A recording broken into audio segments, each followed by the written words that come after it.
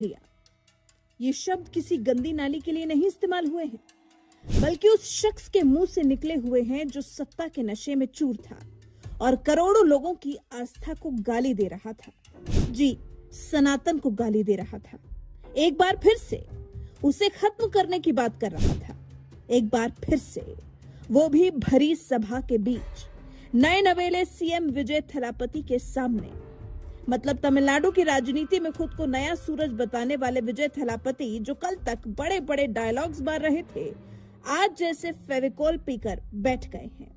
जैसे उदयनिधि के सनातन के अपमान के सामने नतमस्तक हो गए। सनातन को खत्म करने वाली बात पर हाथ जोड़ रहे हैं।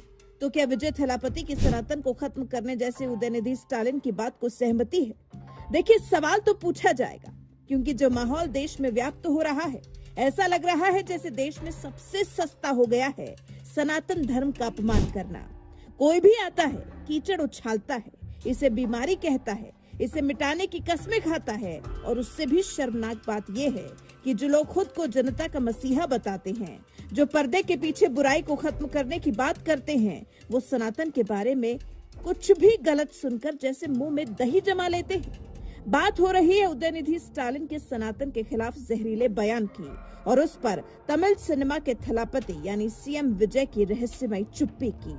लेकिन चुप्पी से काम नहीं चलेगा। जवाब तो देना होगा कि आखिर सनातन के खिलाफ जहर उगलना अभिव्यक्ति की आजादी कैसे बन जाता है, जबकि दूसरे धर्मों के खिलाफ एक शब्द भी भूकंप ला देता है।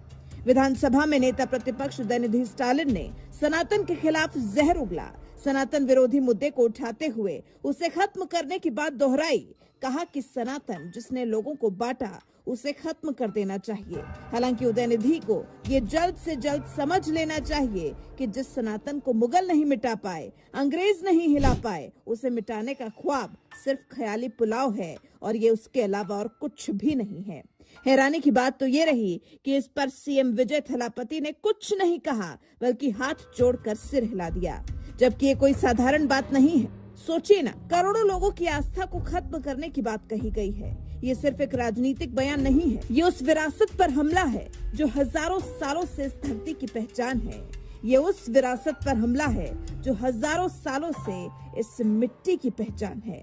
फिर भी विजय थलापति चुप रहे, जो तमिलनाडु के मुख्यमंत्री बन गए हैं। विजय थलापति, जिन्होंने अभी अभी राजनीतिक पिच पर कदम रखा है, जिनकी फिल्में हिंदू त्योहारों और प्रतीकों के सहारे करोड़ों रुपए कमाती हैं, उनके मुंह से एक शब्द नहीं निकला सनातन का अपमान करने वाले के खिलाफ। क्या सनातन का अपमान विजय थलापति के लिए कोलेटरल डैमेज है, या फिर उनको डर है कि सच बोलने से उनको वोट देने वाले नाराज हो जाएंगे? अगर ऐसा ही है तो एक कल्पना कीजिए कि ऐसा कोई बयान किसी और धर्म के खिलाफ दिया गया होता।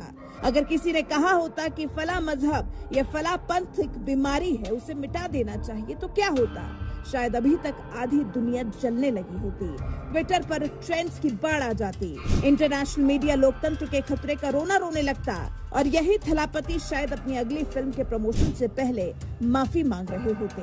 लेकिन अक्सर देखा गया है कि सनातन के मामले में लोग सिलेक्टिव साइलेंस के शिकार हो जाते हैं। क्यों?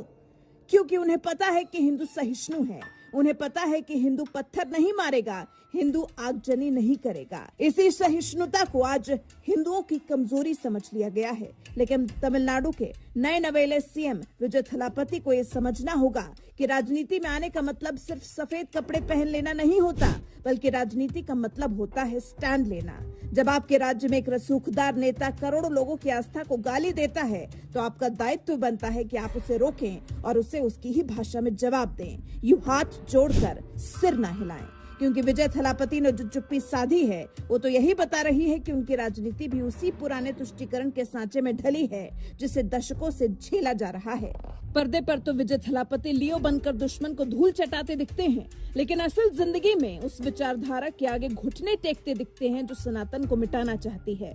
विजय थलापति को ये याद रखना होगा कि जिस जनता ने उन्हें मुख्यमंत्री बनाया है, वो ये चुप्पी महसूस कर रही है। वैसे भी ये लड़ाई सिर्फ उदयनिधि या विजय की नहीं है, ये लड़ाई आपकी और हमारी है। ये कीचड़ उछाला जाता है क्योंकि हिंदू चुप रहता है। हिंदू को जागना होगा, और सनातन को मिटाने की बात करने वालों को सबक सिखाना होगा, क्योंकि धर्म की रक्षा वो नहीं करता जो सिर्फ मंदिर जाता है, बल्कि धर्म का असली रक्षक वो होता है जो अधर्म के खिलाफ खड़ा होता है। उदयनिधि की हिम्मत ही इसलिए बढ़ी क्योंकि विजय थलापति जैसे लोग चुप रहते हैं, और विजय जैसे लोग चुप इसलिए रहते हैं क्योंकि शायद उन्हें लगता है कि हिंदू बिखरा हुआ है और वो कर ही क्या लेगा। लेकिन उदयनिधि स्टालिन के साथ साथ विजय थलापति को भी जान लेना चाहिए कि सनातन को खत्म करने की बात करने वाले स्वयं खत्म हो जाएंगे, लेकिन ये धर्म अमर था, अमर है और हमेशा अमर रहेगा। वैसे अगर आपको भी विजय थलापति की चुप्पी अखरी है, शर्मनाक लगी है और आप चाहते हैं कि इस पर उन्हें जवाब देना चाहिए, तो इस वीडियो को दूर दूर तक फैलाएं, इस वीडियो को लाइक करें और हमारे चैनल को सब्सक्राइब कर बेल आइकन दबाना बिल्कुल ना भूलें।